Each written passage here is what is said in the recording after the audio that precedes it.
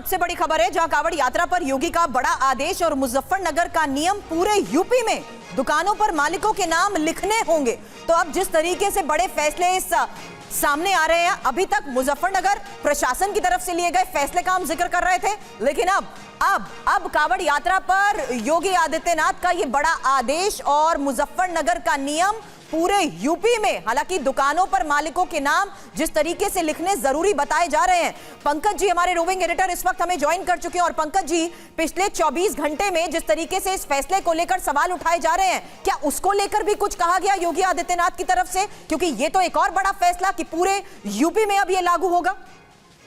देखिए, बीजेपी ही नहीं बल्कि उसके सहयोगी दल भी इस फैसले के खिलाफ है। लेकिन अभी कुछ देर पहले जो 9:30 बजे के करीब में मुख्यमंत्री के घर सूचना विभाग की बैठक होती है, उस बैठक के बाद ही मुख्यमंत्री योगी आदित्यनाथ ने बड़ा फैसला लिया। अभी तक तो ये था कि पहले मुजफ्फरनगर, उसके बाद शामली और सहारनपुर, इन 3 जगहों पर कांवड़ यात्रा के दौरान जो ठेला दुकान लगाते हैं उनको अपनी पहचान बतानी होगी और लिखकर नाम बताना होगा। लेकिन योगी आदित्यनाथ को जब बताया गया कि ऐसे ऐसे सारी चीजें हैं, कौन किसने क्या बयान दिया है, सारी बातें उनके सामने रखी गई है। असदुद्दीन ओवैसी से लेकर किस किस नेता ने क्या कहा, उसके बाद उन्होंने कहा कि नहीं, इस फैसले में पीछे नहीं हटना है, इस फैसले में आगे बढ़ना है। यानी पूरे यूपी में जहां जहां कांवड़ यात्रा होगी, उस पूरे रूट पे जितने भी दुकान और व्यावसायिक प्रतिष्ठान होंगे उनको अपनी पहचान बतानी होगी। ये फैसला यूपी सरकार की तरफ से किया गया है। और पंकज, खास बात यह है कि असदुद्दीन ओवैसी को तो छोड़िए, मुख्तार अब्बास नकवी जो कि केंद्र सरकार में मंत्री रहे हैं, यूपी से ही आते हैं, बड़े नेता हैं भारतीय जनता पार्टी के, वो कह रहे हैं कि भेदभाव का संरक्षण होगा ऐसे फैसले से। वो अधिकारियों को दोष दे रहे हैं और अब तो योगी सरकार ने पूरे यूपी में ये नियम लागू कर दिया। जी हाँ, अभी तक जो बीजेपी के कुछ सहयोगी दलों आरएलडी से हमने बात की तो यही कहा गया था कि 1-2 जिलों के लिए अधिकारियों ने फैसला लिया, लेकिन अब तो सरकार का फैसला है, पूरे यूपी का फैसला है। बीजेपी के सहयोगी दल और बीजेपी के अंदर भी जो मुस्लिम समाज के नेता वो ये बात कह रहे हैं, लेकिन योगी आदित्यनाथ ने तय किया है कि पीछे नहीं हटना, बिल्कुल आगे बढ़ना, पूरे यूपी में फैसला लागू होगा। समीर सर, एक क्विक रिएक्शन आपसे चाहूंगी। आप कह रहे थे फैसले को लेकर रिवाइव होना चाहिए, रिव्यू करना चाहिए, ये तो पूरे रूट में पूरे यूपी में लागू करने की बात आ गई। अब बिल्कुल, मुझे लगता है ये दुर्भाग्यपूर्ण फैसला है, प्रदेश के स्तर पर लिया गया। ये फैसला नहीं होना चाहिए था, लेकिन अब योगी सरकार का फैसला है। और सहयोगी दल भी, जैसे झांसा बता रहे कि सहयोगी दल तैयार नहीं है। कल केसी त्यागी का बयान आया था जनता दल यूनाइटेड का कि इस तरह का नहीं होना चाहिए। मुझे लग रहा है अब इस पे राजनीति, मतलब विपक्षी दल भी बोलेंगे, इस पे भाजपा के सहयोगी दल भी बोलेंगे, एनडीए के सहयोगी दल का भी बयान आएगा। केंद्र सरकार, मुझे लगता है इसमें क्या फैसला लेती है या भारतीय जनता पार्टी का केंद्रीय नेतृत्व इसे कैसे देखता है, वो क्या निर्णय लेता है। मुझे लग रहा है पार्लियामेंट का सेशन भी शुरू हो रहा है कुछ दिनों में, तो मुझे लगता है उस पर भी इस पर बवाल होने वाला था इस निर्णय को लेकर। तो आने वाले दिनों में देखते हैं कि भारतीय जनता पार्टी क्या फैसला लेती है। लेकिन मुझे लगता है कि इस तरह के फैसले से सरकार को बचना चाहिए था। मैं तो चाह रहा था कि मुजफ्फरनगर का फैसला हटा दिया जाए, पूरे प्रदेश के अंदर ये फैसला लागू हो गया है। बिल्कुल, सरकार ने लागू किया है, कैसे इंप्लीमेंट होगा, इसका क्या मतलब समाज पर असर होगा, लेकिन ये फैसला हो गया है। धर्मेंद्र जी, योगी सरकार का ये बहुत बड़ा फैसला है। मुजफ्फरनगर प्रशासन के फैसले पर अभी तक तो सवाल उठ रहे थे, अब सरकार ने पूरे यूपी में इस फैसले को अमल में लाने का फैसला लिया है, वो भी तब जबकि मुख्यमंत्री को सारी चीजें बताई गई हैं कि भाई आपके अपने संगठन में कितने लोग विरोध कर रहे हैं, आपके अपने सहयोगी दल इस फैसले से नाखुश नजर आ रहे हैं, उसके बावजूद भी कैसे देखेंगे अब? समीर जी, एक कहावत है, विपत्ति काले विपरीत बुद्धि।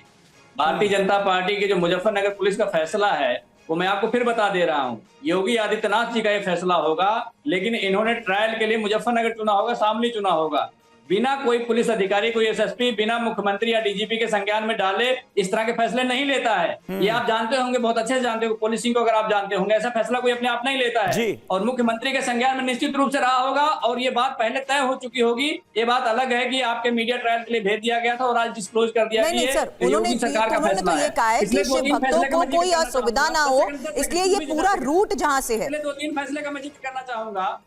उत्तर प्रदेश में पुलिस भर्ती परीक्षा लीक हुई थी और 60 लाख अभ्यर्थी उससे प्रभावित हुए थे। उसमें हिंदू भी थे, मुसलमान भी थे, सिख भी थे, ईसाई भी थे, बौद्ध भी थे, पारसी भी थे, सारे लोग थे। लेकिन योगी सरकार ने आज तक, बोले थे चुनाव के बाद हम पुलिस परीक्षा कराएंगे, आज तक करा नहीं पाई।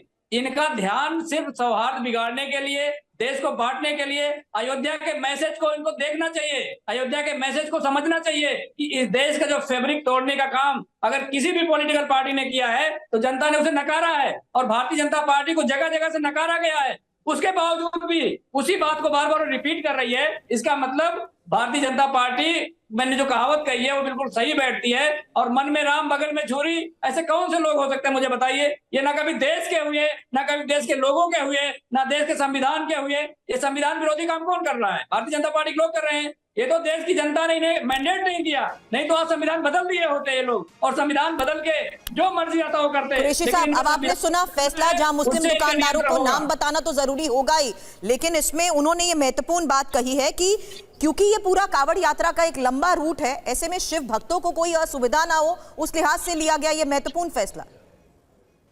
कि मुझे लगता है कि किसी भी भक्त को कोई दिक्कत ना हो, ये सुनिश्चित करना वाकई में सरकार का काम होता है। लेकिन जिस तरह से अभी आपने जो वीडियोस दिखाए उसमें कि अलग अलग लोगों को व्यक्तिगत तौर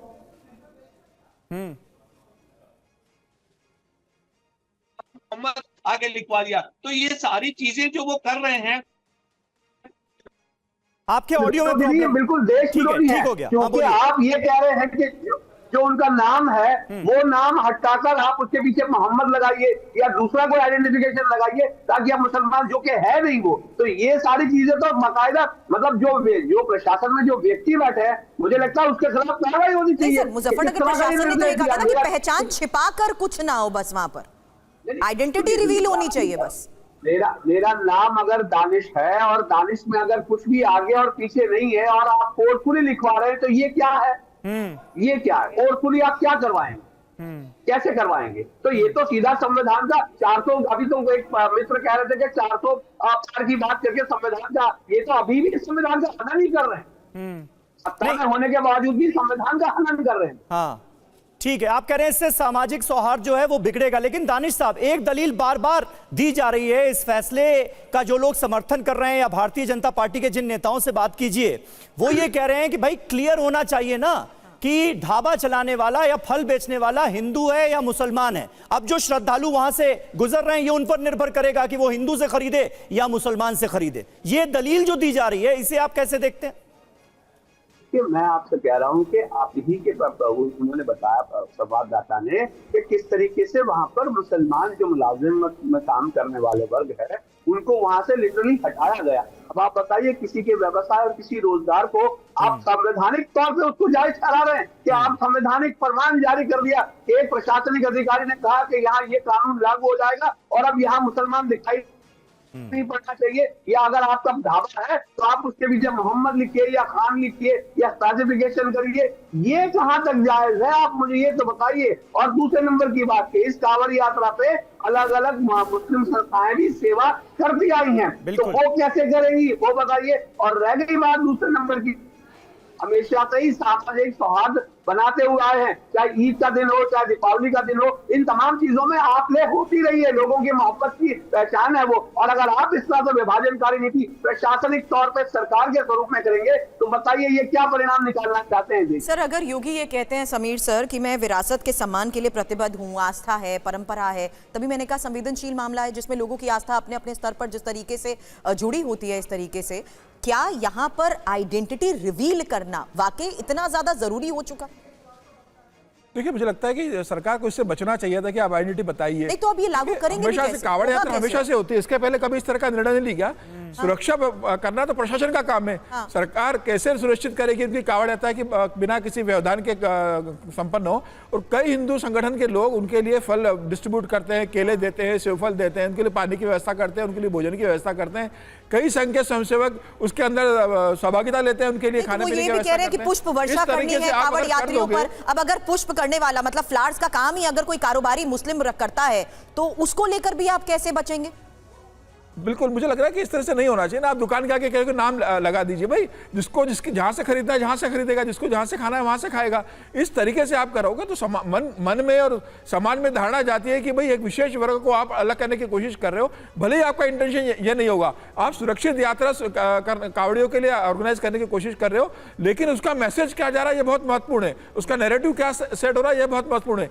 आपके किसी निर्णय से अगर किसी वर्ग को लगता है कि उन्हें ह्यूमिलेट किया जा रहा है, उन्हें अलग से थलग करने की कोशिश की जा रही है, तो सरकार को इससे बचना चाहिए। या तो सरकार उन्हें भरोसा मिले, मीटिंग करे, उनसे चर्चा करे, उनकी सहमति ले और फिर इस तरह का आदेश लागू करे जिससे सबकी सहमति हो। आप एक तरफा आदेश लागू कर दो और समाज में एक्सेप्टेबल नहीं हो, समाज में विभाजनकारी लगे, तो मुझे लग रहा है कि बाद में परेशानी सरकार को आने वाली है। सरकार इससे बचना चाहिए। परेशानी सरकार को ही आने वाली है आपके हिसाब से इस तरह के फैसलों से। और हमने लोकसभा चुनाव में अभी देखा है कि भारतीय जनता पार्टी को यूपी के अंदर कितनी बड़ी हार का सामना करना पड़ा है। धर्मेंद्र जी, अब आप लोग इस फैसले के सामने आने के बाद समाजवादी पार्टी का आधिकारिक रुख क्या होगा? आप लोग क्या करेंगे? क्या इस फैसले के खिलाफ सड़कों पर उतरने की तैयारी है? क्योंकि हमने देखा कई जगहों से ऐसी तस्वीरें सामने आई। अभी मुहर्रम बीता है, तमाम हिंदू भाइयों ने सबीलें लगाई, शरबतें पिलाई गई और कांवड़ यात्रियों के लिए हर बार, एक बार नहीं हर बार ये होता है कि मुस्लिम भाई जो हैं वो फल लेकर खड़े होते हैं और कोई भी श्रद्धावान कांवड़िया जो होता है उसने तो कभी कोई ऐतराज नहीं किया। लेकिन ये फैसला जो है ये अब सामने आ गया है, पूरे यूपी में लागू कर दिया गया है। क्या होगा अब आप लोगों का रिएक्शन?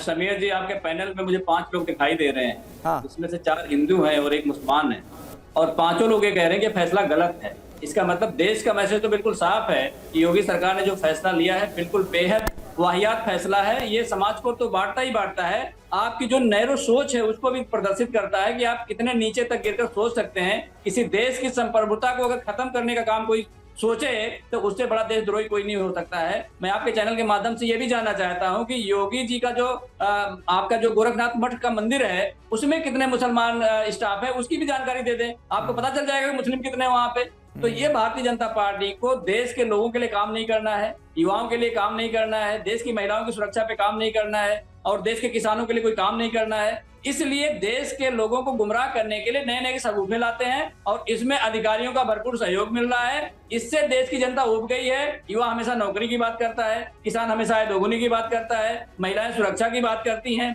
बेटियां संरक्षा की बात करती हैं। इस पर भारतीय जनता पार्टी कभी बात नहीं करती। उलूल जुलूल फैसले लेने के लिए भारतीय जनता पार्टी में महारत हासिल है। जनता ने नकारा है। 2024 में आपने देखा है, अभी उपचुनाव होंगे, आपने इससे पहले उपचुनाव में आपने देखा 13 में से 1 सीट मिली है। तो भारतीय जनता पार्टी को जाने का समय आ गया। बहुत बहुत शुक्रिया, बहुत बहुत शुक्रिया, बहुत बहुत शुक्रिया आप सभी का हमारे साथ इस बातचीत में जुड़ने के लिए।